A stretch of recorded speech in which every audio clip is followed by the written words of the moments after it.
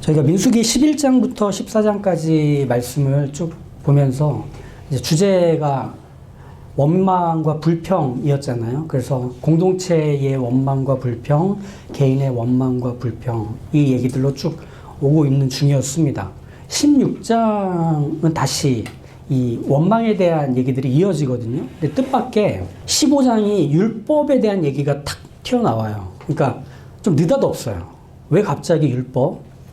화제, 번제, 서원을 갚는 제사, 낙헌제, 거제, 정한 절기 제사 이런 것들이 나오거든요. 뭐 화제는 불로 제물을 태우는 제사고요. 번제는 태우는데 전부를 태우는 제사. 그리고 서원제는 하나님께 어떤 약속을 했으면 그 약속을 갚는 제사. 그리고 낙헌제는 내가 무언가를 하나님께 자원해서 드리는 제사. 정기절기제는 정해진 때에 드리는 제사. 제사에 대한 얘기들을 쭉 하고요. 그 다음에는 고의로 율법을 어겼을 때, 부주의함으로 또 모르고 율법을 어겼을 때 어떤 제사를 드리고 처벌을 받는지에 대한 얘기가 나오고, 마지막엔 옷을 만들 때는 이런 방식으로 옷을 만들도록 해라라는 얘기로 이 15장이 끝납니다. 참 느닷없어요. 그리고 나서 이제 16장이 또 원망에 대한 얘기가 나오는, 궁금해지는 거죠. 왜 민수기는 이렇게 느닷없이 율법과 처벌의 내용이 담긴 15장을 원망과 불평의 이야기들 중간에 삽입시켰을까? 우리가 11장을 함께 보면서 했던 광야에서의 원망 패턴을 기억하실 거예요. 광야에서의 원망의 패턴은 이스라엘이 하나님께 원망합니다. 어떻게 이럴 수가 있습니까? 그러면 하나님이 그것을 들으시고 이스라엘 백성에게 징계를 내리시죠. 근데 그 징계가 시작이 되고 나면 이스라엘 백성들이 회개하며 살려달라고 하고, 모세가 등장해서 하나님과 이스라엘 사이에서 하나님 이제 멈춰 주십시오. 하나님이 하나님이신 것, 하나님다우신 것을 이스라엘에게 다시 확인시켜 주십시오. 노하기를 더디하시고 인자와 긍휼이 많으신 바로 그 하나님이신 걸 보여주십시오. 하면 하나님이 이스라엘을 용서하신 이 패턴 기억하시죠? 이게 계속 반복이 되고 있어요.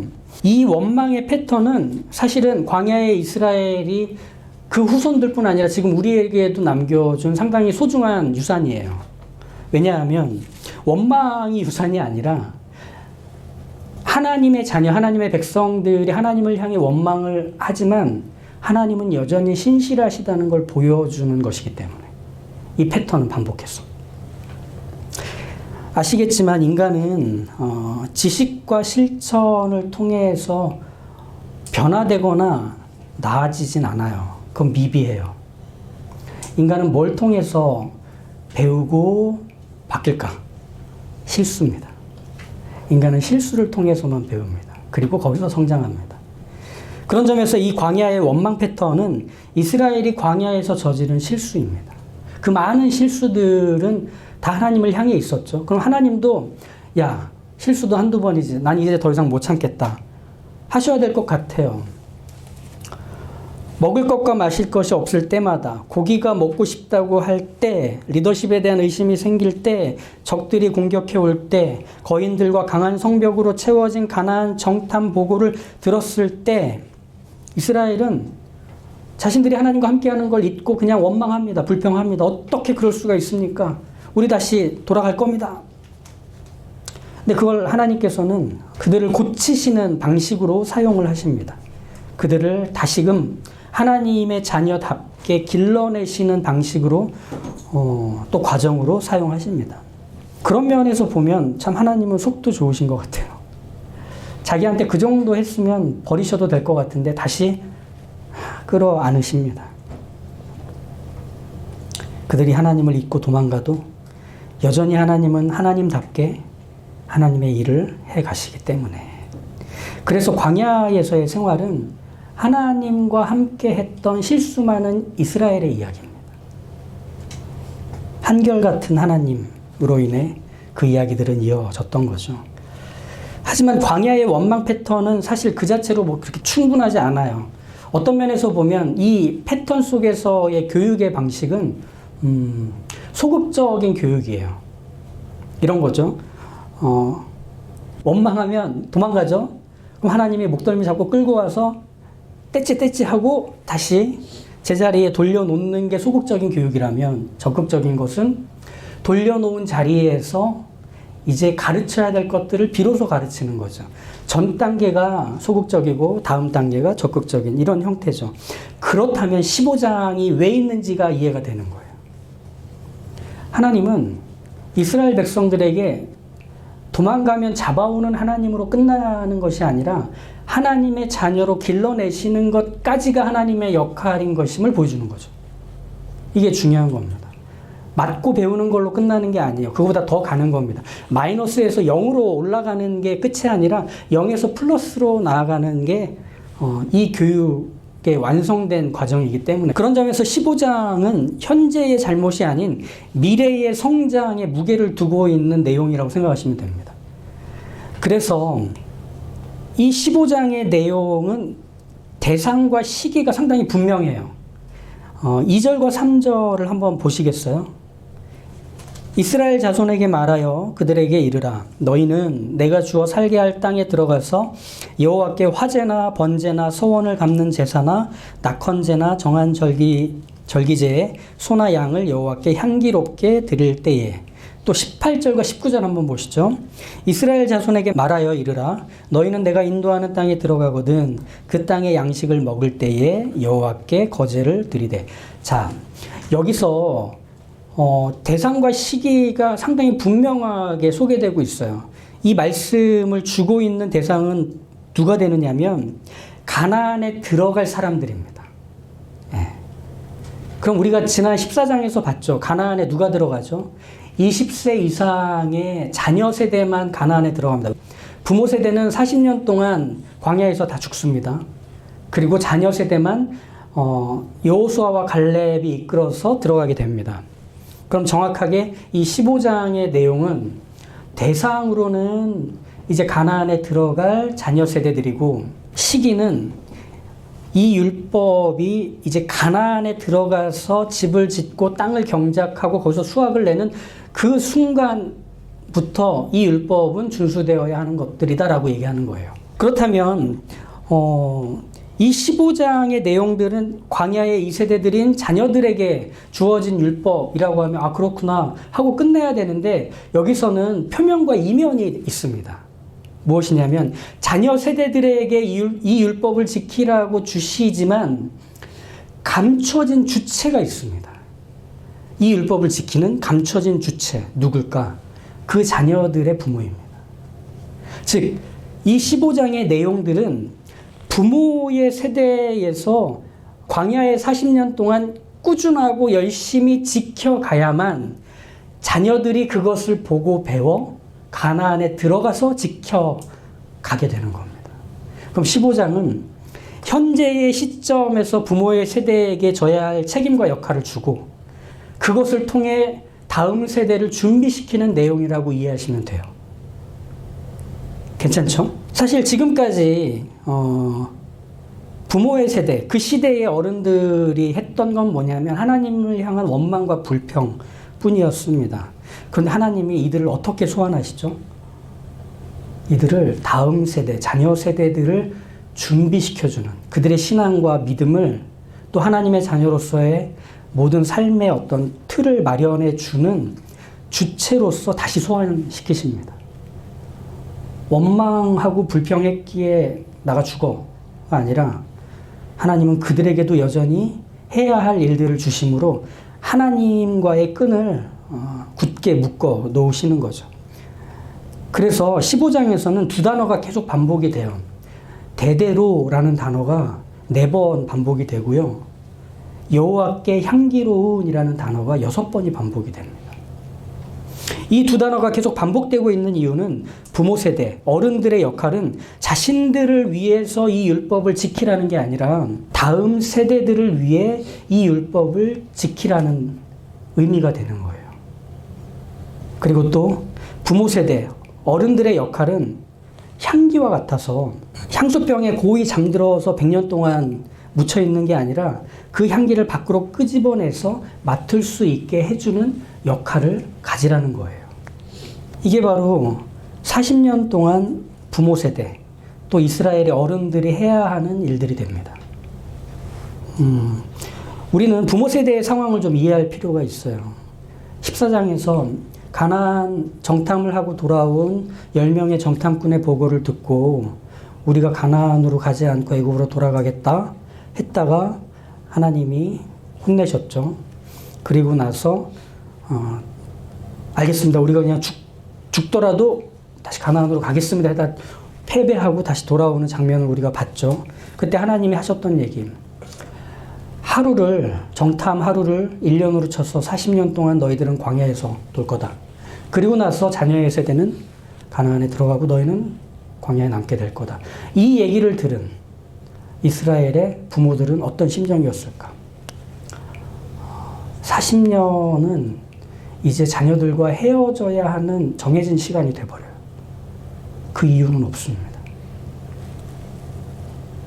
광야에서 하루가 지날 때마다 자녀들과 함께 할 수 있는 시간이 줄어드는 것. 그런 셈이 되는 거예요. 부모들에게. 믿음의 부모일수록 이 사실은 더욱 분명하지 않겠습니까? 하나님이 직접 그렇게 하시겠다고 했으니. 그렇다면 그들은 이 생각을 계속 반복할 거예요. 이 끝이 정해진 시간에서 난 무엇을 우리 아이들에게 해야 할까? 우리 아이들과 헤어지기 전에 난 이 아이들에게 무엇을 준비해 줘야 할까? 즉 믿음 있는 부모는 자녀와 헤어지기 전에 자녀가 하나님의 자녀로 살아가도록 모든 준비를 해주는 시간으로 40년을 생각하게 된 거예요. 그냥 벌 받는 시간이 아니라. 그래서 하나님이 마련하신 이 40년의 시간에서 부모들은 함께 하시는 하나님을 늘 의식하며 살아가는 삶의 순간을 자녀들에게 남겨주기로 합니다. 그리고 그렇게 사는 것이야말로 부모들의 삶에서도 지금 광야에서 기쁨과 만족을 누리며 살 수 있는 삶의 방식이 되기도 해요. 이 두 가지를 같이 겪게 하나님이 하신 겁니다. 그게 그들의 40년이 되죠. 우리는 하나님 원망해서 가나안에 못 들어가. 그래서 우린 광야에서 죽어. 그러니 너희들은 그러지 않았으면 좋겠어. 이건 반면교사겠죠. 아이들이 자기 부모들이 광야에서 그렇게 버티면서 죽어갔던 모습들만 기억한다면 가나안에서의 삶은 과연 행복할까요? 우리 부모들을 광야에 다 묻어놓고 가나안으로 들어가는 걸음이라는 것은 그렇게 가볍고 들뜬 걸음이 될까요? 오히려 하나님이 함께 하신다고 하는 그 사실이 그들에게 공포가 아닐까요? 자신들의 부모를 광야에 죽게 만들었던 그 하나님이 가나안에 함께 가시겠다 하시니 더 겁이 날 수도 있지 않을까요? 반면교사로서의 부모만 있었다면 그랬겠죠. 하지만 여기에서 하나님은 부모 세대에게 하나님과 함께하는 삶의 시간을 광야 안에서 갖게 하셔서 정면교사의 삶을 줄 수 있는 기회를 허락하신 거예요. 부모가 그들에게 정면교사가 되는 거예요. 자녀들에게 줄 수 있는 가장 큰 유산인 하나님과 함께하고 있는 삶의 순간이라는 것을 그들이 가지고 가나안에 들어간다면 그 순간순간들이 삶의 어려운 일들을 만날 때마다 떠오르지 않겠냐 하는 거죠. 저는 저희 어머니의 기도하시는 모습이 저한테는 그렇게 삶의 순간으로 빛나게 떠오르곤 합니다. 기도는 어머님을 버티게 해줬던 힘이었습니다. 정말 아무것도 안 되고 있는 모든 게 막혀버린 상황에서 엄마는 그냥 싱크대 앞에 조그만 상 하나 펼쳐놓고 찬송가 부르시고 기도하시고 찬송가 부르시고 기도하시고 어머니가 한숨처럼 아버지 하셨던 그 삶의 순간이 제가 어려운 일을 만나고 삶의 벅찬 순간들을 겪게 될 때 어떻게 해야 되는지를 알게 해줬던, 무엇을 해야 되는지를 떠올리게 해줬던 저희 어머님이 남겨준 유산이었더라고요. 부모들이 그렇게 부름받은 40년을 살아갑니다. 하나님의 율법과 계명을 준수해가는 삶이죠. 비록 하나님은 눈에 보이지 않으시지만 언제나 곁에서 함께 하신다는 것을 부모의 삶의 순간마다 부모는 기억했고 그것을 따라갑니다. 광야의 매일에서 벌어지는 다양한 상황들을 자기의 성향을 쫓아 쉽게 살아가지 않고 하나님의 뜻, 하나님의 계획에 순종하며 살아가려고 합니다. 슬픈 일이 있을 때, 두렵고 염려가 될 때, 감사할 기쁜 상황들이 찾아올 때 부모님들은 먼저 하나님 앞에 기도하고 무릎을 꿇고 또 그 일들이 지나가고 나면 감사와 기쁨의 제사를 드렸습니다. 딱 봐도 이해가 안 가요. 저럴 때 계획을 짜야지 기도를 한다고? 지금 집에 쌀이 떨어졌는데 쌀을 구하러 다녀야지 하나님이 해주실 거야 라는 대단한 일을 할 것처럼, 일어날 것처럼 여기며 살아가고 있다고? 근데 부모와 함께 했던 시간에서 하나님은 한 번도 신실하지 않으셨던 적이 없다는 걸 봐요. 그러면 하나님을 의지했던 사람의 삶에서 하나님이 어떻게 하셨는지를 보는 건 자녀들에게 있어서 끊임없는 시청과 교육이 되는 거예요. 시작과 끝을 모두 확인했기 때문에. 그렇게 부모들은 이랬을 겁니다. 원망과 불평, 분노와 무기력이 담긴 말들이 수시로 튀어나오는 입을 막았을 겁니다. 자녀들 앞에서 내 계획과 내 의지와 내 생각대로 손과 발을 움직이려는 것들을 멈췄을 겁니다. 그때 그들은 생각했을 거예요. 내가 이것을 쉽게 했을 때 40년 후에 헤어질 이 아이들에게 남겨지는 것은 내가 했던 잘못된 결정과 판단, 그리고 그 선택들로 살아갔던 삶의 흔적뿐이라면 우리 아이들도 내가 살았던 실패와 무너짐을 경험하게 될 수밖에 없을 거야. 그래서는 안 돼. 이것으로 그들은 버티며 광야를 살았던 거예요. 그런 점에서 신앙이라는 것은 하나님의 은혜, 하나님이 함께 하시는 것에 대한 소망과 확신을 갖고 살아가는 나를 위한 것이면서 동시에 신앙이라는 것은 우리 곁에 있는 이웃을 위하는 것, 땅끝에 있는 이웃을 위하는 공공의 자산입니다. 나와 그들 모두에게 필요한 것이라서. 그래서 내가 보이는 어떤 행동, 말투, 표정들은 누군가에게 하나님이 지금도 함께 하고 계시다는 것을 떠올리게 해주는 중요한 표식이 돼요. 내 말 한마디가, 내 어떤 걸음 하나가, 내가 선택하는 그 판단 하나가 그들에겐 하나님이 함께 하신다는 것을 알려주는 게 된다는 거죠. 그래서 우리가 읽었던 37절부터 41절의 말씀에서 보면 술을 달라 라는 얘기가 나오거든요. 이 술을 다는 목적은 이렇습니다. 이 술을 단 옷을 입고 있는 사람이 무언가를 잡으려고 할 때, 어딘가로 가려고 할 때, 그리고 말을 할 때마다 이 흔들거리는 옷술을 보면서 나의 말과 행동, 발걸음은 함께 하시는 하나님을 떠올려야 하도록 이 흔들리는 것들이 상기시켜 주는 겁니다. 너 그거 네 생각 아니야? 네 판단이고 네 계획이고 네 욕심 아니야? 네가 원해서 그러는 거 아니야? 동시에 그렇게 의식하며 말하고 행동하는 사람인 것을 알리시는 표식이 바로 이 옷술이기도 한 겁니다. 아, 저 사람은 자기 욕심대로 사는 사람이 아니라 자기가 믿는 하나님을 의식하고 사는 사람이더라고.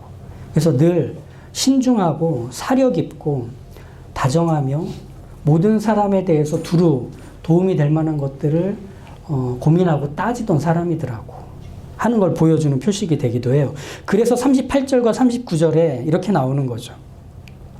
이스라엘 자손에게 명하여 대대로 그들의 옷단 귀에 술을 만들고 청색끈을 그 귀에 술에 더하라. 이 술은 너희가 보고 여호와의 모든 계명을 기억하여 준행하고 너희를 방종하게 하는 자신의 마음과 눈의 욕심을 따라 음행하지 않게 하기 위함이라. 여기서 음행이라고 하는 단어의 히브리어를 찾아보면 우상숭배와 같은 겁니다. 그러니까 다른 주인을 떠올리지 않는 겁니다. 나의 주인은 하나라고 하는 걸 말해주는 거죠. 40년 동안 이스라엘의 모든 부모 세대와 어른들은 삶의 순간마다 이 옷단의 술이 흔들렸어요. 그들의 행동 하나 말 한마디가 곧 자녀들이 부모 없이 살아야 하는 가나안에서의 그 인생의 걸음 중에 중요한 빛이 될 거기 때문에. 그런 점에서 민수기 15장은 신약의 자녀 교육의 원리와 연결을 지을 수 있습니다. 에베소서 6장에 보면 아비들아 너희 자녀를 노엽게 하지 말고 오직 주의 교훈과 훈계로 양육하라. 민수기 15장의 율법들은 모두 주의 교훈이거든요. 그러니까 부모가 자녀들을 양육하고 기르는 방식은 바로 이 율법을 자신들이 지켜가는 것을 통해 자녀들을 가르칠 수 있다는 얘기를 해주는 겁니다. 자녀가 왜 부모한테 화내는지 아세요? 짜증내는 거 말고, 애들이 승질 부리는 거 말고 자녀가 왜 부모에게 화를 내나? 그건 부모가 사는 모습이 자녀들의 삶의 결정적인 순간에 등대 역할을 못 해주기 때문에. 바다에 암초가 깔려 있는지, 육지는 얼마나 더 가야 되는지, 때로는 불 가운데, 때로는 폭풍 속에서 가슴 졸이며 염려하고 불안해할 때마다 부모님이 보여준 말과 선택과 행동이 도움이 되지 않으면 복장 터지는 거예요. 뭐야, 엄마가 이렇게만 하면 된다고 했는데 왜 안 되는 거야? 왜 안 되는 걸까? 왜 자녀가 그렇게 화가 났던 걸까? 부모가 자기 마음대로 살고 자기 욕심만 따라가며 다른 주인을 섬기고 살았기 때문에 길을 잃은 거예요. 그 길을 잃어버리는 게 길인 양 자녀들에게 가르쳐 버린 거죠. 그래서 모든 부모는 자녀들에게 자녀를 위한다며 거짓말을 할 수 있다는 걸 아셔야 됩니다. 그냥 이렇게 하는 게 맞을 것 같아서 얘기해 주는 것 안 돼요. 남들이 이게 좋다고 하니까 그걸 자녀들에게 맞아, 좋은 것 같아 해서 전해주는 것 안 돼요. 그래서 모든 부모는 자녀에 대해 거짓 선지자가 될 수도 있고 예언자가 될 수도 있어요. 이런 말 하잖아요. 야, 너 세상 살아봐라. 돈이 제일이다. 돈만 있으면 사람들이 너 함부로 대하지 않아. 전문직을 가져야 돼. 그래야 네가 하고 싶은 거 다 하면서 고급지게 살 수 있어. 다 좋은데 결혼은 하지 마. 살아보니까 평생 후회할 짓 중에 결혼이 제일이더라. 월급쟁이로 살 생각하지 말고 바짝 모아서 미국장에 던져 넣어. 투자해. 뭐 이러는 부모들도 있는 거예요. 뭐냐면 나의 결핍과 나의 욕심이 반영되어 있는 어떤 것들을 마치 자녀를 위하는 말인 양, 행동인 양, 선택인 양 가르치고 알려주는 것. 성경에서는 그것을 주의 교훈이라고, 자녀를 양육하는 방식이라고 얘기해 주지 않아요. 부모가 자녀에게 물려줄 수 있는 것은 자신의 마음과 눈의 욕심을 따라 사는 삶이 아니라 함께 하시는 하나님을 의식하며 사는 삶의 모습입니다. 보이지 않는 하나님과 어떻게 함께 하는지는 몰라요. 자녀들이 못 볼 수 있어요. 그렇지만 그 보이지 않는 하나님을 마치 보는 것처럼 살아가는 부모는 될 수 있어요. 하나님은 원망과 불평으로 하나님을 거부했던 이스라엘을 향해 바로 40년 동안 그 삶을 살라고 합니다. 너희 자녀들에게 나 보이지 않는 하나님이 너희와 함께하고 있다는 것을 삶으로 보여라. 그래서 그들에게 삶의 순간을 유산으로 남겨 가나안으로 들어갈 때 그들에게 그것을 쥐고 들어갈 수 있게 준비시켜줘라. 그것이 너의 사랑이고 나의 사랑이다. 그래서 광야의 40년을 통해 이스라엘의 모든 아버지는 하나님의 명령에 순종해서 삶으로 하나님의 명령을 따른다는 것을 일을 할 때, 사람을 대할 때, 중요한 결정들을 해야 할 때, 사소한 것들을 손보고 다룰 때 보여주는 것. 이스라엘의 모든 어머니는 하나님의 법으로 산다는 게 자녀를 낳고 기르는 그 순간에, 식사를 마련하고 가계부를 쓰는 그 순간순간에 무엇인지를 보여주는 것. 이 자리로 부름받는 겁니다.